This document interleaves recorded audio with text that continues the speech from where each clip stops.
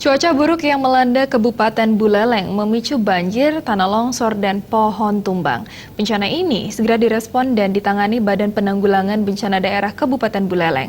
Berbagai upaya antisipasi bencana pun dilakukan untuk menekan kerugian yang lebih besar.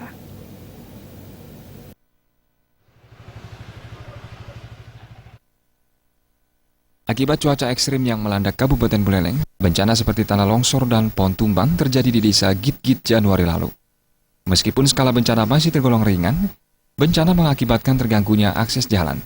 Dalam hal ini, BPBD Kabupaten Buleleng telah berkoordinasi dengan Camat Sukasada untuk membersihkan jalan dari timbunan tanah longsor dan pohon tumbang.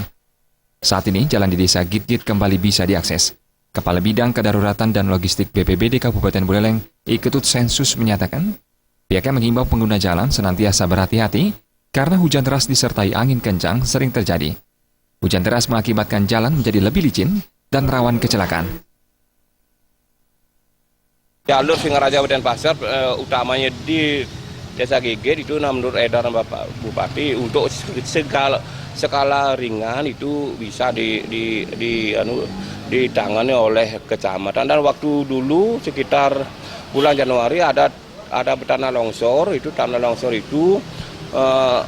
menimbun badan jalan dan kami pun malam-malam turun untuk membuka akses berjalan. Nah, itu ada pelaporan dari Bapak Camat Sukasada bahwa di kilometer 16 itu ada tanah longsor menimbun, artinya menghalangi jalan. Karena ada pelaporan dari Bapak Camat, kami turun dengan peserta BPBD untuk membuka akses. Nah, langsung karena dengan turunnya kami berdan rombongan bisa jalan itu artinya normal kembali dibuka itu. Dari pantauan BMKG, cuaca buruk masih berlangsung hingga akhir Februari.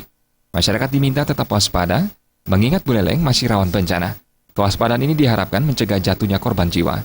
Andika dan Bayudi, Bali TV.